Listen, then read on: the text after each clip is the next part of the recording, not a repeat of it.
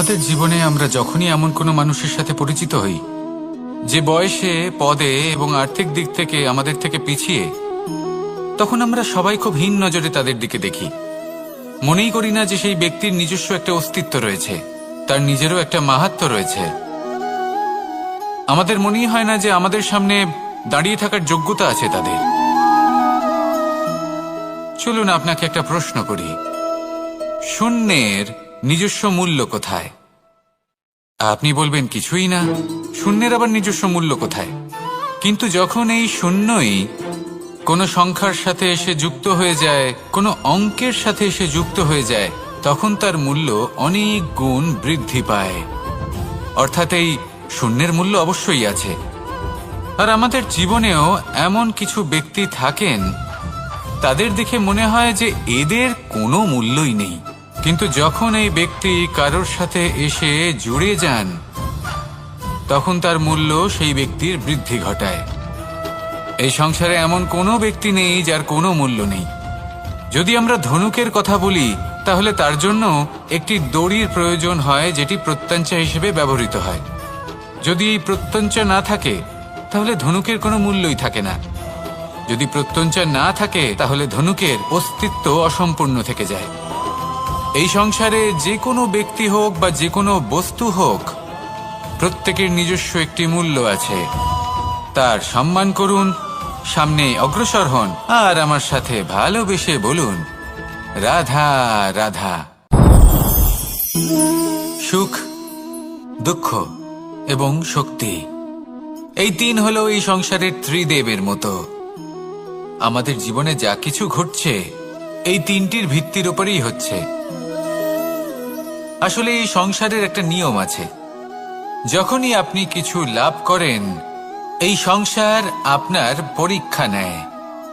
এটা জানার জন্য আপনার পরীক্ষা নেয় যে আপনি যা কিছুই লাভ করেছেন, আপনি কি আদৌ সেটার যোগ্য কি না। ঠিক সেইভাবেই এই সুখ, দুঃখ এবং শক্তি আপনার পরীক্ষা নিয়ে থাকে।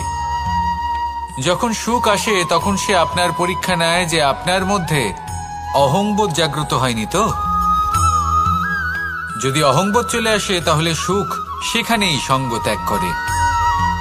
দুঃখ আপনার ধৈর্যের পরীক্ষা নিতে থাকে। আর যদি আপনার মধ্যে ধৈর্য না থাকে, তাহলে এটা আপনাকে আরো বেশি দুঃখের গভীর অন্ধকারে ঠেলে দেবে। সেখানে শক্তি পরীক্ষা নেয় আপনার বিনম্রতার। যদি আপনি বিনম্র না হন, তাহলে হয় এই শক্তি আপনার সঙ্গ ত্যাগ করবে, নয় এই শক্তি বিনম্রতার অভাবে আপনার পতনের কারণ হতে পারে। এই সংসারে যে কোনো ব্যক্তি যিনি এই পরীক্ষায় উত্তীর্ণ হয়ে থাকেন, এই জীবনে তিনি সাফল্য লাভ করেন। আসুন আমার সাথে ভালোবেসে বলুন, রাধা রাধা। মানুষের জীবনে উন্নতি লাভ করার জন্য তিনটি স্তম্ভের প্রয়োজন হয়। প্রথম স্তম্ভ শিক্ষা। এই শিক্ষা আমাদের জ্ঞান প্রদান করে। দ্বিতীয় স্তম্ভ ব্যবসা, যার দ্বারা আমরা ধন উপার্জন করি।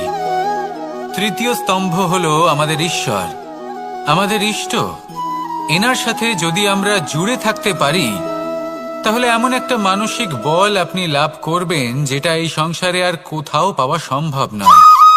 কিন্তু মানুষ অনেক সময় জীবনে এই তিনটি স্তম্ভ লাভ করা সত্ত্বেও সামনে অগ্রসর হতে পারেন না। তখনও জীবনে কঠিন পরিস্থিতি আসতেই থাকে। এমনটা ঠিক কেন হয়? কারণ সে জীবনে এই তিনটি স্তম্ভ লাভ করে নেয়, জীবনে প্রয়োগও করে, কিন্তু তার ভিতের কথা সে ভুলেই যায়। যেমন প্রথম স্তম্ভ অর্থাৎ শিক্ষা। এই শিক্ষার আধার হলো শুভ চেতনা। যদি অন্তরে শুভ চেতনা না থাকে, তাহলে এই শিক্ষার কোনো গুরুত্ব থাকে না। দ্বিতীয় স্তম্ভ ব্যবসা। পরিশ্রম করে উপার্জন করতে হবে, এই কথাটা আমরা সবাই জানি এবং সবাই চেষ্টাও করি। কিন্তু ব্যবসা করতে করতে আমরা এটা ভুলে যাই আমাদের ব্যবহার কেমন হয়ে পড়েছে।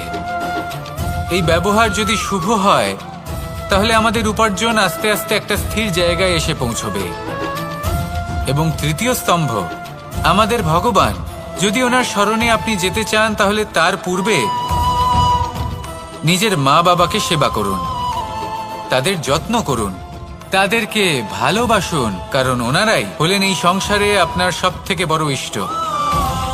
তাহলে 3 স্তম্ভের সাথে সাথে তাদের আধারকেও নিজের জীবনে প্রাধান্য দিন। কোনো সমস্যা আসবে না, জীবনে একের পর এক উন্নতি করবেন এবং এই মন প্রসন্ন হয়ে বলবে রাধা রাধা। মানুষের এই সংসারে জীবনযাপন করার জন্য কিছু জিনিসের প্রয়োজন পড়ে। এমন কিছু আবেগ, এমন কিছু বস্তু আছে যেগুলো তার প্রয়োজন হয়, কিন্তু সব থেকে বেশি যে জিনিসটা তার প্রয়োজন হয় সেটা হলো সম্মানের। আমাদের ভালো লাগে যখন কেউ আমাদের সম্মান করে, আমরা কাউকে সম্মান করলে তারও সেটা ভালো লাগে। কিন্তু আপনি দেখবেন যে সংসারে বেশিরভাগ মানুষ 2টি মাপদণ্ডের ভিত্তিতে সম্মান করেন, হয় বয়স দেখে করেন বা উপার্জন দেখে, অর্থাৎ সেই ব্যক্তি কতটা উপার্জন করেন।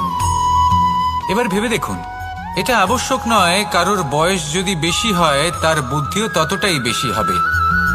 আবশ্যক এটাও নয় যে কোনো ব্যক্তি যদি অত্যন্ত ধনী হন বা তার মনও নির্মল হবে বা তিনি সৎকর্ম করবেন বা এমন কোনো কর্ম করবেন যাতে উনি সম্মান লাভ করতে পারেন। হতে পারে উনি ধনী কিন্তু দুশ্চরিত্র। সেই জন্য বয়স বা উপার্জন দেখে কোনো ব্যক্তিকে সম্মান করবেন না, কর্ম দেখুন। যদি গভীরভাবে ভেবে দেখেন তাহলে দেখবেন যদি কোনো মানুষ কোনো সৎকর্ম করেন তাহলে তার প্রতি হৃদয় থেকে সম্মান জাগ্রত হয়। এটাই হলো সেই সম্মান যা অর্জন করতে হবে। বয়স আজ আছে, কাল আরো বৃদ্ধি পাবে। উপার্জন আজ আছে, কাল সেটা কমে যেতেও পারে। কিন্তু যদি আপনি নিরন্তর শুভকর্ম করতে থাকেন তাহলে আপনি মৃত্যুর পরেও অমর হয়ে থাকবেন। আসুন আমার সাথে ভালোবেসে বলুন রাধা রাধা। ভয়ের সাথে আমরা সবাই পরিচিত, কষ্টও আমরা সবাই পেয়েছি। কখনো কখনো আমরা অসুস্থ হয়ে পড়ি, আর এমন সময় হলে মাতার মমতা, কখনো বাবার স্নেহ, কখনো বন্ধুদের পাশে থাকার অনুভূতি আমাদের রোগ নিরাময়ে সাহায্য করে। কখনো যদি আমরা নিরাশ হয়ে পড়ি, তখন যদি আমাদের কোনো আপনজন আমাদের 2টো ভালো কথা বলে তখন আমাদের মনোবল বেড়ে যায়। ঠিক তেমন সংসারের এই রঙ্গমঞ্চে যদি আপনি পীড়িত অনুভব করেন, কিছু শুভ কথা আলোচনা করুন, কিছু স্তুতি গান করুন, কিছু মুহূর্তের জন্য হলেও নিজের ইষ্টদেবের কথা স্মরণ করুন আর প্রার্থনা করুন। সাহস বাড়বে, শক্তিও বৃদ্ধি পাবে এবং সামনে এগিয়ে চলার পথও দেখতে পাবেন। তখন এই মন প্রসন্ন হয়ে বলবে রাধা রাধা। মানুষের জীবনে উন্নতি লাভ করার জন্য 3টি স্তম্ভের প্রয়োজন হয়। প্রথম স্তম্ভ শিক্ষা। এই শিক্ষা আমাদের জ্ঞান প্রদান করে। দ্বিতীয় স্তম্ভ ব্যবসা, যার দ্বারা আমরা ধন উপার্জন করি। তৃতীয় স্তম্ভ হলো আমাদের ঈশ্বর, আমাদের ইষ্ট। এনার সাথে যদি আমরা জুড়ে থাকতে পারি তাহলে এমন একটা মানসিক বল আপনি লাভ করবেন যেটা এই সংসারে আর কোথাও পাওয়া সম্ভব নয়। কিন্তু মানুষ অনেক সময় জীবনে এই 3টি স্তম্ভ লাভ করা সত্ত্বেও সামনে অগ্রসর হতে পারেন না। তখনও জীবনে কঠিন পরিস্থিতি আসতেই থাকে। এমনটা ঠিক কেন হয়? কারণ সে জীবনে এই 3টি স্তম্ভ লাভ করে নেয়, জীবনে প্রয়োগও করে, কিন্তু তার ভিতের কথা সে ভুলেই যায়। যেমন প্রথম স্তম্ভ অর্থাৎ শিক্ষা। এই শিক্ষার আধার হলো শুভ চেতনা। যদি অন্তরে শুভ চেতনা না থাকে তাহলে এই শিক্ষার কোনো গুরুত্ব থাকে না। দ্বিতীয় স্তম্ভ ব্যবসা। পরিশ্রম করে উপার্জন করতে হবে, এই কথাটা আমরা সবাই জানি এবং সবাই চেষ্টাও করি। কিন্তু ব্যবসা করতে করতে আমরা এটা ভুলে যাই আমাদের ব্যবহার কেমন হয়ে পড়েছে। এই ব্যবহার যদি শুভ হয় তাহলে আমাদের উপার্জন আস্তে আস্তে একটা স্থির জায়গায় এসে পৌঁছবে। এবং তৃতীয় স্তম্ভ আমাদের ভগবান। যদি ওনার শরণে আপনি যেতে চান তাহলে তার পূর্বে নিজের মা বাবাকে সেবা করুন, তাদের যত্ন করুন, তাদেরকে ভালোবাসুন, কারণ ওনারাই হলেন এই সংসারে আপনার সব থেকে বড় ইষ্ট। তাহলে 3 স্তম্ভের সাথে সাথে তাদের আধারকেও নিজের জীবনে প্রাধান্য দিন। কোনো সমস্যা আসবে না, জীবনে একের পর এক উন্নতি করবেন এবং এই মন প্রসন্ন হয়ে বলবে, রাধা রাধা। সুখ, দুঃখ এবং শক্তি, এই তিন হলো এই সংসারের ত্রিদেবের মতো। আমাদের জীবনে যা কিছু ঘটছে এই তিনটির ভিত্তির উপরেই হচ্ছে। আসলে এই সংসারের একটা নিয়ম আছে, যখনই আপনি কিছু লাভ করেন এই সংসার আপনার পরীক্ষা নেয়। এটা জানার জন্য আপনার পরীক্ষা নেয় যে আপনি যা কিছুই লাভ করেছেন আপনি কি আদৌ সেটার যোগ্য কিনা। ঠিক সেইভাবেই এই সুখ, দুঃখ এবং শক্তি আপনার পরীক্ষা নিয়ে থাকে।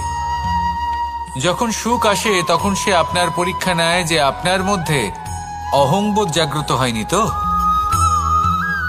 যদি অহংবোধ চলে আসে তাহলে সুখ সেখানেই সঙ্গ ত্যাগ করে। দুঃখ আপনার ধৈর্যের পরীক্ষা নিতে থাকে, আর যদি আপনার মধ্যে ধৈর্য না থাকে তাহলে এটা আপনাকে আরো বেশি দুঃখের গভীর অন্ধকারে ঠেলে দেবে। সেখানে শক্তি পরীক্ষা নেয় আপনার বিনম্রতার। যদি আপনি বিনম্র না হন তাহলে হয় এই শক্তি আপনার সঙ্গ ত্যাগ করবে, নয় এই শক্তি বিনম্রতার অভাবে আপনার পতনের কারণ হতে পারে। এই সংসারে যে কোনো ব্যক্তি যিনি এই পরীক্ষায় উত্তীর্ণ হয়ে থাকেন এই জীবনে তিনি সাফল্য লাভ করেন। আসুন আমার সাথে ভালোবেসে বলুন, রাধা রাধা। ভয়ের সাথে আমরা সবাই পরিচিত, কষ্টও আমরা সবাই পেয়েছি। কখনো কখনো আমরা অসুস্থ হয়ে পড়ি, আর এমন সময় হলে মাতার মমতা, কখনো বাবার স্নেহ, কখনো বন্ধুদের পাশে থাকার অনুভূতি আমাদের রোগ নিরাময়ে সাহায্য করে। কখনো যদি আমরা নিরাশ হয়ে পড়ি, তখন যদি আমাদের কোনো আপনজন আমাদের দুটো ভালো কথা বলে তখন আমাদের মনোবল বেড়ে যায়। ঠিক তেমন সংসারের এই রঙ্গমঞ্চে যদি আপনি পীড়িত অনুভব করেন, কিছু শুভ কথা আলোচনা করুন, কিছু স্তুতি গান করুন, কিছু মুহূর্তের জন্য হলেও নিজের ইষ্টদেবের কথা স্মরণ করুন আর প্রার্থনা করুন। সাহস বাড়বে, শক্তিও বৃদ্ধি পাবে এবং সামনে এগিয়ে চলার পথও দেখতে পাবেন।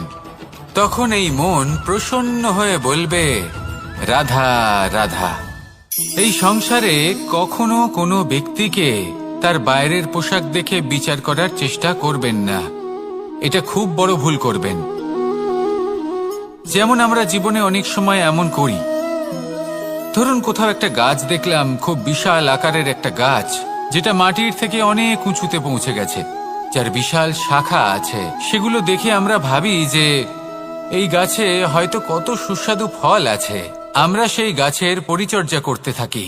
আবার অন্যদিকে হলো একটি তৃণ যেটা মাটি থেকে কিছুটা উঁচুতে পৌঁছেছে, কিন্তু সেই তৃণর নিচে, মাটির নিচে অত্যন্ত সুস্বাদু ফল বা সবজি জন্ম নেয়, যা আমাদের স্বাস্থ্যের পক্ষে অত্যন্ত উপকারী।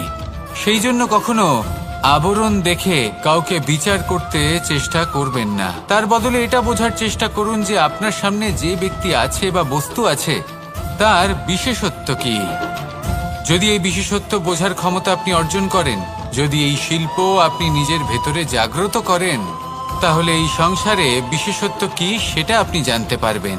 আর এই সমস্ত খেলা দৃষ্টি থেকে নয়, দৃষ্টিভঙ্গি থেকে জন্ম নেয়। দৃষ্টিভঙ্গি সবসময় শুভ রাখুন আর আমার সাথে ভালোবেসে বলুন, রাধা রাধা। যখন আমরা কোনো বনে প্রবেশ করি তখন এই সবুজ ঘাস দেখে, এই কোমল ঘাস দেখে আমাদের মন প্রফুল্ল হয়ে ওঠে। ভিন্ন ভিন্ন প্রজাতির ফুল, ভিন্ন ভিন্ন রঙের ফুল দেখে এই মন আনন্দে ভরে ওঠে। এখানে শিশুরা আনন্দ লাভ করে, বড়রা ভোজন গ্রহণ করেন, কথাবার্তা বলেন, হাঁটাহাঁটি করে বেড়ান। এবার ভেবে দেখুন, যখন এই উপবনের নির্মাণ হয়েছিল সেই সময় যদি এই মাটিকে সঠিকভাবে খনন না করা হতো, যদি তাতে সঠিকভাবে বীজ রোপণ না করা হতো, যদি কোনো সংঘর্ষ না হতো, পরিশ্রম না করা হতো, যদি চলতে চলতে পায়ে কাঁটা না বিঁধে যেত, তাহলে এই সুন্দর বন দেখে আমরা কি এই আনন্দ লাভ করতে পারতাম? কখনোই নয়। ধরুন কোনো নদীর তটে সুন্দর একটি বন আছে, সেই বনের আনন্দ লাভ করতে গেলে আপনাকে সেই নদী পার করতেই হবে। যদি সুখের নদীর কাছে পৌঁছতে চান তাহলে তটে যে কাঁটা রয়েছে সেগুলোর সাথে সংঘর্ষ করতেই হবে। এই সংসারে যদি আপনি সুখ লাভ করতে চান তাহলে সুখ লাভের এই যাত্রা শুরু করতে হবে সংঘর্ষ দ্বারা। তাহলে সংঘর্ষকে স্বাগত জানান, এর পেছনেই সুখ রয়েছে যা আপনার জন্য অপেক্ষা করছে। এবার হাসুন আর আমার সাথে ভালোবেসে বলুন, রাধা রাধা। মানুষ সুখী জীবনযাপনের প্রতি এতটাই অভ্যস্ত হয়ে পড়ে যে একটা ছোট্ট সমস্যা এলেই সে সবার থেকে সাহায্য চাইতে শুরু করে দেয়। সে সাহায্য লাভও করে এবং সেই সংকট থেকে সে বেরিয়েও আসে। কিন্তু এই সাহায্য কিছু মুহূর্তের, আর কিছু মুহূর্তের হলো এই দুঃখ। এই দুই মুহূর্তের সাহায্যের জন্য আজীবন আপনি তার কাছে ঋণী হয়ে থাকেন। আর মানবিকতার খাতিরে আপনার মনে কৃতজ্ঞতা জেগে ওঠে, আর সেই কৃতজ্ঞতা বোধ হলো যে আপনি কখনো সেই ব্যক্তিকে ছাপিয়ে যেতেই পারবেন না। সেই জন্য জীবনে সবসময় চেষ্টা করবেন নিজেকে প্রস্তুত রাখতে সেই সব সমস্যার জন্য, সেই সব বাধার জন্য যেগুলো আপনার জীবনে আসতে পারে। ততক্ষণ সাহায্য চাইবেন না যতক্ষণ না অন্য কোনো পথ না থাকছে। সাহায্য চাওয়া অনুচিত নয়, কিন্তু সাহায্য চাইলে এবং সাহায্য পেলে আপনি আজীবন কৃতজ্ঞ এবং ঋণী হয়ে থাকবেন। আর তারপর একদিন আপনি পরিবর্তন দেখতে পাবেন যে কিভাবে আপনি ছোট ছোট সমস্যার জন্য সাহায্য না চেয়ে বড় বড় সমস্যার সম্মুখীন হতে প্রস্তুত হয়ে গেছেন। এটাই হলো সংসারের নীতি। এটাই পালন করুন আর আমার সাথে ভালোবেসে বলুন, রাধা রাধা। আপনি কখনো কাউকে পর্বতে আরোহণ করতে দেখেছেন? বা আপনি কখনো নিজে কোনো পর্বতে আরোহণ করেছেন? করে থাকলে আপনি এই বিষয়ে অবশ্যই জানবেন যে যখন আমরা শিখরের দিকে এগোই, ওপরের দিকে এগিয়ে চলি, তখন আমাদের একটু ঝুঁকে পথ চলতে হয়। তখনই আমরা সেই পর্বত আরোহণ করতে পারি। কিন্তু যে ব্যক্তি নিচের দিকে ফিরে আসছেন তিনি কিন্তু ঝুঁকে চলেন না, তিনি দৃঢ়ভাবে সোজা হয়ে নিচে নামেন। এই ভারসাম্য বজায় রাখার এই খেলাতে সংসারের একটা সার লুকিয়ে রয়েছে। যদি আপনিও জীবনে উঁচুতে উঠতে চান, শিখরে পৌঁছতে চান, তাহলে আপনাকেও নত হয়ে বিনম্র হয়ে সামনে এগোতে হবে। সেখানে যদি আপনি বুক চিতিয়ে উদ্ধতভাবে অহংকার বোধ নিয়ে চলতে থাকেন, সেখান থেকেই আপনাকে নিচে নামতে হবে। কোনো ব্যক্তি তার বিনম্র স্বভাব দেখেই বোঝা যায় যে সেই ব্যক্তি সাফল্যের শিখর দেশে আরোহণ করছে নাকি নিচে তথা খাদের দিকে যাত্রা করছে। তাই সবসময় বিনম্র থাকুন, শ্রেষ্ঠ কর্ম করুন, পরিশ্রম করুন আর আমার সাথে ভালোবেসে বলুন, রাধা রাধা। মানুষের জীবনে স্বচ্ছতার একটা আলাদা গুরুত্ব আছে। যদি আপনি নিজেকে স্বচ্ছ রাখেন তাহলে আপনার নিজেরও ভালো লাগবে, সামনের ব্যক্তিরও ভালো লাগবে, একটা অন্যরকম প্রভাব পড়বে। কিন্তু একজন শ্রেষ্ঠ ব্যক্তি কিভাবে হয়ে ওঠা সম্ভব? যার মধ্যে গুণ আছে, শিক্ষা আছে, শুভ চেতনা আছে, যিনি সৎকর্ম করেন। কিভাবে হব সেই ব্যক্তি যার মধ্যে জ্ঞান আছে? শুধুমাত্র স্বচ্ছ থাকলে তো তা হওয়া সম্ভব নয়। প্রথমে আপনাকে বুঝতে হবে যে মানুষের মধ্যে চারটি মূল তত্ত্ব আছে। প্রথম হলো তার শরীর, যার দ্বারা উনি যে কোনো কর্ম করে থাকেন। দ্বিতীয় তত্ত্ব হলো তার মন, যার দ্বারা কোনো কর্ম করার জন্য সে নিজেকে প্রেরণা দিতে থাকে। তৃতীয় তত্ত্ব হলো বুদ্ধি, যে কর্ম আমরা করতে চাই, যে লক্ষ্যে আমরা পৌঁছতে চাই, সেটা আমরা কিভাবে কোন পথে করব সেটা স্থির করা যায় বুদ্ধি দিয়ে। আর চতুর্থ তত্ত্ব হলো আত্মা। আত্মা হলো এমন এক তত্ত্ব যার কোনো সমাপ্তি নেই। আত্মা হলো অজয়, কিন্তু এরও শুদ্ধিকরণের প্রয়োজন হয়। এই চারটি তত্ত্বের শুদ্ধিকরণ করতে থাকুন, এতে নির্মল রাখুন, শুদ্ধ রাখুন। এবং এটা কিভাবে হবে? শুভ চেতনা দ্বারা, জ্ঞানের দ্বারা, এবং সব থেকে বেশি গুরুত্বপূর্ণ প্রেমের দ্বারা। আসুন আমার সাথে ভালোবেসে বলুন, রাধা রাধা। এই জীবনে তিনটি গুরুত্বপূর্ণ শব্দ আছে যা বোঝা আমাদের কাছে খুব গুরুত্বপূর্ণ, এবং এই তিনটি শব্দের নিজস্ব অর্থ আছে। প্রথম হলো সঙ্গবদ্ধতা, অর্থাৎ একসাথে মিলে কাজ করতে হবে, একসাথে মিলে পরিশ্রম করতে হবে, সামনে এগোতে হবে। এরকম করতে পারলে আপনার শক্তি বৃদ্ধি পাবে, আপনার ক্ষমতা বৃদ্ধি পাবে, আপনি এগোতে পারবেন এবং অনেক দূরে যেতে পারবেন। দ্বিতীয় হলো আত্মবিশ্বাস। হেরে যাওয়া বস্তুও আবার জিতে নিতে পারবেন। যদি আপনার নিজের আত্মবিশ্বাস থাকে তাহলে আপনি কখনো পরাজিত হবেন না। এবং তৃতীয় হলো অহংকার। জয়লাভ করার পরেও কিন্তু এটা আপনাকে পরাজিত করতে পারে। সেই জন্য জীবনে সঙ্গবদ্ধ হন, আত্মবিশ্বাস রাখুন, কিন্তু কখনোই অহংকার করবেন না। এই অহংকার আপনার থেকে সবকিছু কেড়ে নিতে পারে। এই অহংকারের জন্যই মথুরাপতি কংস নিজের পতনের দিকে অগ্রসর হয়েছিলেন। এই অহংকারকে ত্যাগ করুন আর আমার সাথে ভালোবেসে বলুন, রাধা রাধা। এই সংসারে সব থেকে বেশি কঠিন কাজ কোনটা? কেউ বলবেন যুদ্ধ করা, কেউ বলবেন ধন অর্জন করা, আবার কেউ বলবেন জ্ঞান অর্জন করা সব থেকে বেশি কঠিন। এবার প্রত্যেক ব্যক্তির নিজস্ব অভিজ্ঞতা আছে আর সেই অনুসারে তার নিজস্ব একটা উত্তর আছে। সাধারণভাবে দেখতে গেলে এই সংসারে সব থেকে কঠিন হলো তপস্যা করা, অর্থাৎ সব কিছু ত্যাগ করে তপস্যায় নিজেকে বিলীন করে দেওয়া। এবার এর থেকে বেশি কঠিন এই সংসারে আর কি বা হতে পারে? এই সংসারে, এই সমাজে, নিজের পরিবারের মধ্যে থেকেও ধৈর্য ধরে সামনে অগ্রসর হওয়া, এটা হলো সব থেকে কঠিন কাজ। কারণ যখন আপনি তপস্যা করেন তখন সেখানে আপনার ধৈর্য ভাঙার মতো কেউ থাকেন না, না কোনো বন্ধু, না কোনো আত্মীয়, না কোনো শত্রু, কেউ না। কিন্তু যখন আপনি এই সমাজে, এই পরিবারে থাকেন, কোনো না কোনো ব্যক্তি এসে আপনার ধৈর্যের বাঁধ ভেঙে দেওয়ার ক্ষমতা রাখেন। তারা আপনার ধৈর্যের বাঁধ ভেঙে দেয়, আর কখনো কখনো তারা অনিচ্ছাকৃতভাবেই সেটা করে থাকেন। কারণ তাদের মানসিকতা আপনার থেকে আলাদা, তাদের কর্ম আপনার থেকে আলাদা, তাদের দৃষ্টিভঙ্গি আপনার থেকে আলাদা, জীবন যাপন আপনার থেকে আলাদা।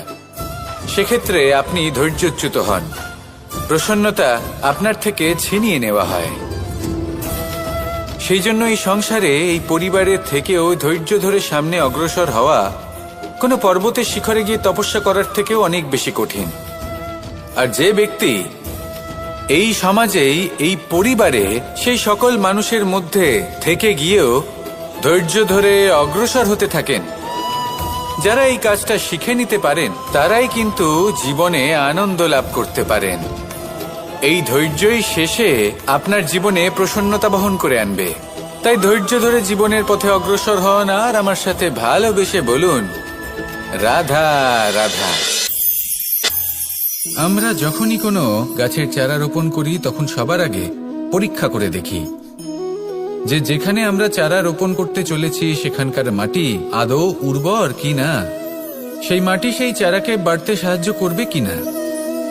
যখন একটা চারা রোপণের আগে আমরা এত কিছু ভাবতে পারি, তাহলে কাউকে বিশ্বাস করার আগে আমরা কেন ভাবি না?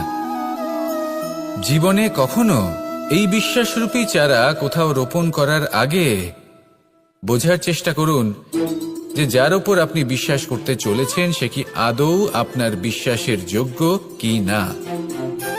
ভেবে দেখুন সেই ব্যক্তি ভবিষ্যতে গিয়ে আপনার বিশ্বাস ভাঙতে পারে কি না। এটাও ভেবে দেখুন যে যাকে আপনি বিশ্বাস করতে চলেছেন তাকে আপনি বিশ্বাস করলে নিজের জীবনের উদ্দেশ্যে আপনি অগ্রসর হতে পারবেন কি না। আর তার জন্য প্রয়োজন সঠিক সিদ্ধান্ত, পরখ করা, কোনটা উচিত কোনটা অনুচিত সেটা বোঝা। আর তাতে কিন্তু আপনি সন্দেহবাতিক হবেন না, তাতে আপনি আরো নিপুণ হয়ে উঠবেন। তাই যদি আপনি নিপুণ হয়ে উঠতে চান তাহলে বোঝার চেষ্টা করুন, পরখ করে দেখুন, কোনটা উচিত কোনটা অনুচিত বুঝুন, আর বিশ্বাস তখনই করুন যখন আপনি 100% নিশ্চিত হবেন যে সে বিশ্বাসের যোগ্য। আসুন আমার সাথে ভালোবেসে বলুন, রাধা রাধা। রাধা কখনো কখনো আমার জন্য বড়ই সুগন্ধি আতর নিয়ে আসে, পারিজাত ফুলের মালা নিয়ে আসে আমার প্রসাধন করবে বলে, এবং আমার সব থেকে বেশি প্রিয় মাখন নিজে হাতে বানিয়ে আনে আমাকে নিজে হাতে খাইয়ে দেবে বলে, সবকিছু আমাকে প্রসন্ন করবে বলে। কিন্তু আপনি কখনো ভেবেছেন যে এই আতর কিভাবে বানানো হয়? সহস্র ফুলের পাপড়ি একসাথে পিষে নিতে হয়, তারপরে তার থেকে যে রস নিঃসৃত হয় সেই রস দ্বারাই আতর তৈরি হয়।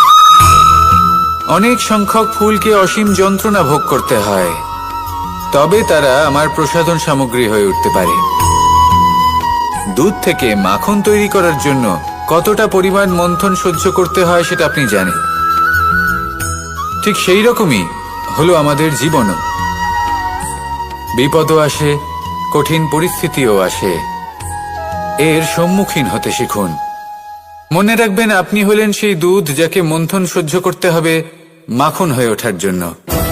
মনে রাখবেন, আপনি হলেন সেই ফুলের মতন যাদের পিষ্ট হতে হবে সুগন্ধি আতর হয়ে ওঠার জন্য, যাকে এই সংসার পছন্দ করে।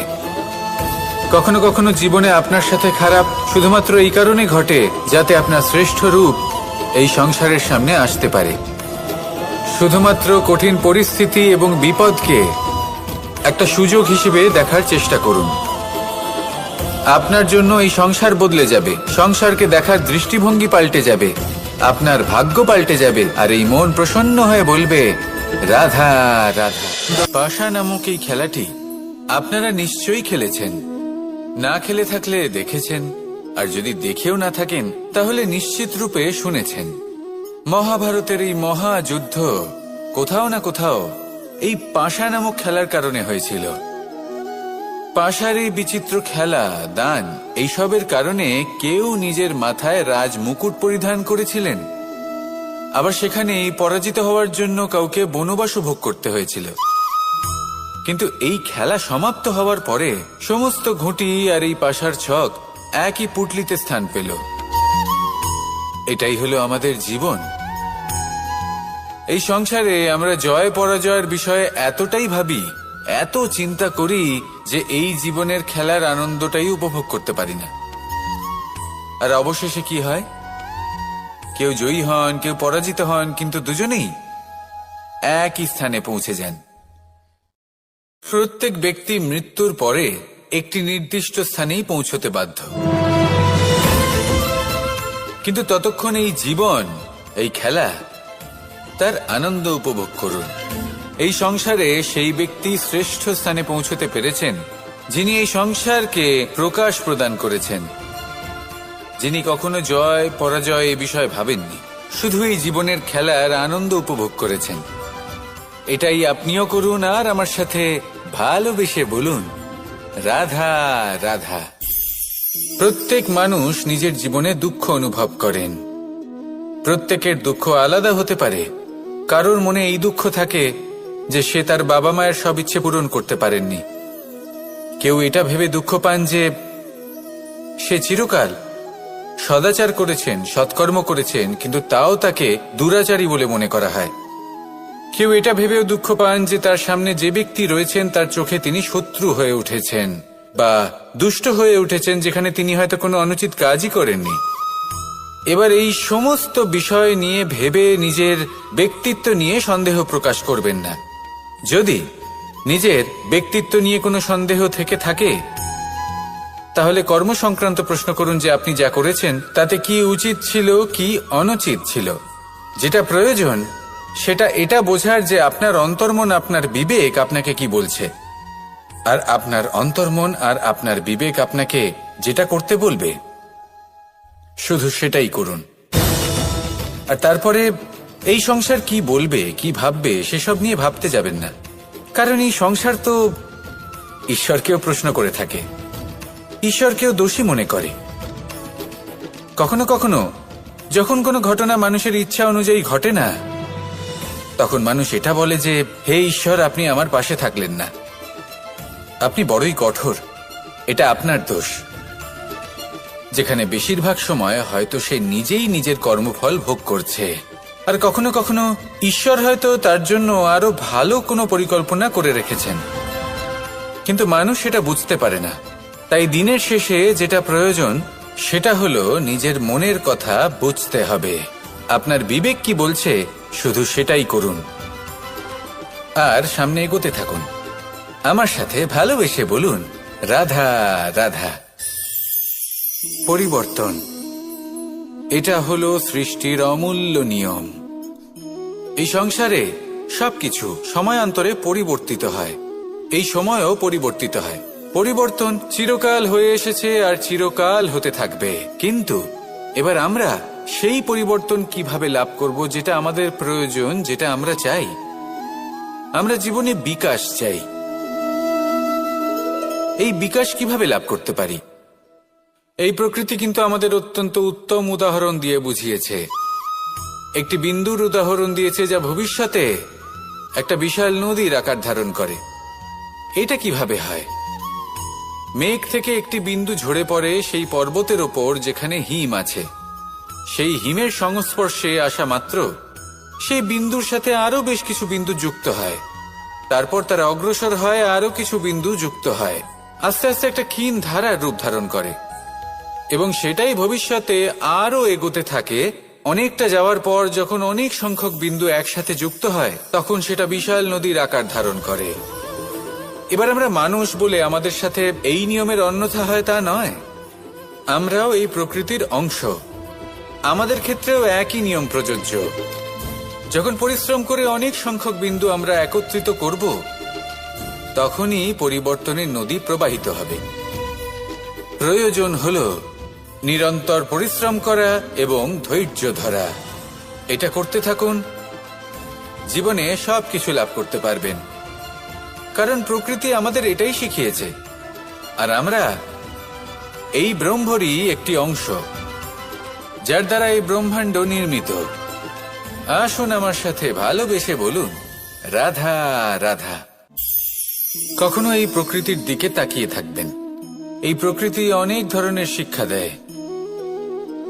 কোন একটা গাছকে দেখুন কিভাবে সে মাটি থেকে জল শুষে নেয়। সে ঝড় হোক বা হোক কড়া রোদ, সব সহ্য করে এবং অবশেষে সে ফল ধারণ করে। আর সেই ফল উৎপন্ন করার পরে সে ফল কিন্তু সে নিজে গ্রহণ করে না, এই সংসারকে প্রদান করে, যাতে পশু পাখি মানুষ তারা এই ফল গ্রহণ করে শক্তিশালী হয়ে উঠতে পারে, সুস্থ থাকতে পারে। সেভাবেই নদী, সরোবর এরা নিজেরাও কিন্তু নিজেদের জল গ্রহণ করে না, মাটিকে প্রদান করে, পশু পাখিকে প্রদান করে। সূর্য নিজেও নিজের জন্য প্রজ্বলিত হয় না, সে প্রকাশ ছড়িয়ে দিতে চায় আমাদের সবার কাছে, সে আলো পৌঁছে দিতে চায়। এই প্রত্যেকের কর্মে পরমার্থ নিহিত আছে, আর সেই জন্যই এদের সকলকে পুজো করা হয়। তাই মনে রাখবেন, আপনার কাছে জীবন যাপনের অতিরিক্ত যা কিছুই আছে তা পরমার্থের জন্য। তাহলে তার সদ্ব্যবহার করুন, আর আমার সাথে ভালোবেসে বলুন, রাধা রাধা। আমরা প্রত্যেকেই অবশ্যই এমন সময় দেখেছি যখন অনেকগুলো সমস্যা একসাথে আমাদের জীবনে এসে পড়ে। সমস্যা আমাদের প্রত্যেকের জীবনেই থাকে। আমরা তার সমাধান খুঁজতে চেষ্টা করি, কখনো সমাধান খুঁজে পাই, আবার কখনো যতই চেষ্টা করি না কেন কোনো সমাধান খুঁজেই পাই না। আর যখন এটা হয় তখন মানুষ অত্যন্ত বিচলিত হয়ে পড়েন।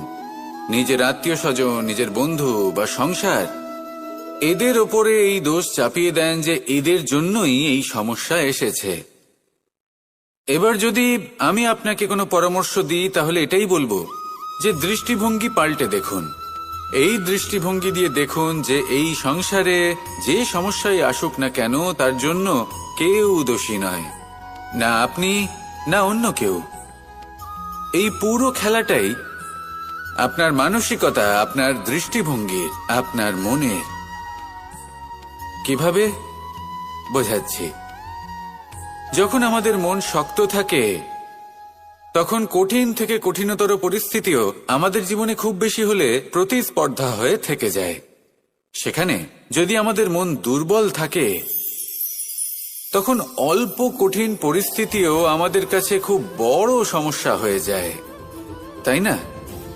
একটা শক্ত মন কঠিন পরিস্থিতিকে প্রতিস্পর্ধা হিসেবে দেখে আর তার মধ্যে ওটা সুযোগ খুঁজে নেয়। আমাদের শুধু এটাই করতে হবে। এই সংসারে অন্য কাউকে দোষী মনে করলে আপনার সমস্যা দূর হয়ে যাবে না। সেই জন্য এই সংসারকে দোষ দেওয়ার বদলে এই সমস্যার মূলে চলে যান, সেটাকে বুঝুন, নিজের এই মনকে শক্ত করে তুলুন। যদি আপনার মন শক্তিশালী হয়, তাহলে এই সংসারে অনেক বড় বড় কঠিন থেকে কঠিনতর পরিস্থিতিও যদি আসে, আপনার জীবনে যতই বড় বড় সমস্যা আসুক না কেন, আপনার লক্ষ্য লাভে বাধা দিতে পারবে না। আসুন আমার সাথে ভালোবেসে বলুন, রাধা রাধা। আমরা সবাই পাথর দেখেছি, পর্বতও দেখেছি, শুকনো পাতাও দেখেছি, শ্যামল বনানীও দেখেছি। কখনো ভেবেছেন পাথরের অস্তিত্ব কিন্তু ততক্ষণ পর্যন্ত যতক্ষণ সে পর্বতের গায়ে আটকে থাকে। যখন সেই পর্বত থেকে সেই পাথর ভিন্ন হয়ে যায় ও নিজের অস্তিত্ব হারিয়ে ফেলে। আস্তে আস্তে কখনো পাথর কেটে বা কখনো পিষ্ট হয়ে সেই পাথর আস্তে আস্তে মাটিতে পরিণত হয় এবং পূর্ণরূপে নিজের অস্তিত্ব হারিয়ে ফেলে। এটাই পাতার সাথেও হয়। এই পাতা যতক্ষণ গাছের ডালের সাথে যুক্ত ততক্ষণ তার অস্তিত্ব থাকে। যখনই ডাল থেকে বিচ্ছিন্ন হয়, সেও নিজের অস্তিত্ব হারিয়ে ফেলে। আর এটাই আমাদের সাথেও হয়। যতক্ষণ আমরা নিজেদের আপনজনের সাথে যুক্ত থাকি, আমাদের অস্তিত্ব বজায় থাকে। যখন আপনজনদের সাথে সম্পর্ক ছিন্ন করি, তখন আমরাও আমাদের অস্তিত্ব হারিয়ে ফেলি। এবার এই সংসারের প্রত্যেক ব্যক্তি স্বতন্ত্র থাকতে চান, আর অনেক ব্যক্তি স্বতন্ত্র থাকবেন বলে আপনজনদের দূরে করে দেন আর তাদের সাথে এই সম্পর্ক ছিন্ন করেন। এটা কি সত্যি প্রয়োজন? আপনজনদের সাথে সম্পর্ক ছিন্ন করে নিজের অস্তিত্ব হারিয়ে ফেলা প্রয়োজনীয়, নাকি আপনজনদের সাথে সম্পর্ক বজায় রেখে নিজেদের স্বতন্ত্র করে রাখা সেটা আবশ্যক? নির্বাচন আপনারই। আসুন আমার সাথে ভালোবেসে বলুন, রাধা রাধা। আপনি কি কখনো নৌকা যাত্রা করেছেন? করে না থাকলেও নিশ্চয়ই দেখেছেন যে এই জল যা নিজের অন্তরে সব কিছু সমাহিত করে নিতে পারে, এই নৌকা সেই জলের ওপরেই ভেসে থাকে। নদীর স্রোত কাটিয়ে সে সামনে অগ্রসর হয়।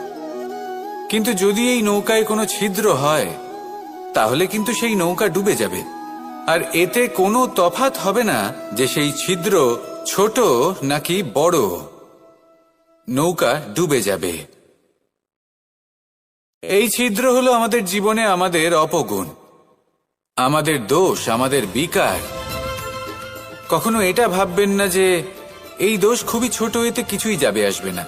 না, সেই ছোট দোষ, সেই ছোট বিকার, যদি সেটাকে শুধরে না নেন, তাহলে সেটা আপনাকে আপনার পতনের দিকে নিয়ে যাবে। শেষ পর্যন্ত এটা আপনার উপর নির্ভরশীল যে আপনি কি চান।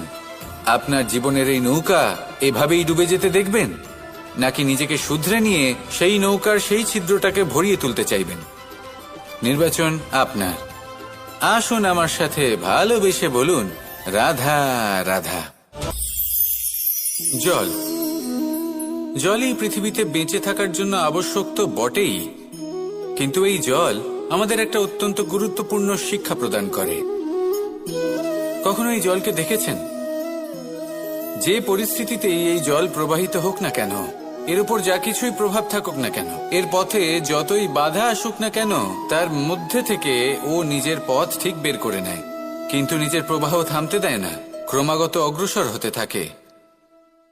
সেরকমই একটা শিক্ষা যেটা আমরা জল থেকে পেয়ে থাকি, তা হলো এটা: আমরা যখন জলের দিকে তাকাই, তখন আমরা নিজের প্রতিবিম্ব দেখি, স্পষ্টভাবে দেখতে পাই। কিন্তু তখনই দেখতে পাই যখন এই জল শান্ত থাকে, স্থির থাকে। যদি এই জল অশান্ত হয়ে থাকে, স্থির না হয়, তাহলে আমরা এতে নিজের প্রতিবিম্ব দেখতে পাই না। এটাই আমাদের মনের সাথেও হয়ে থাকে।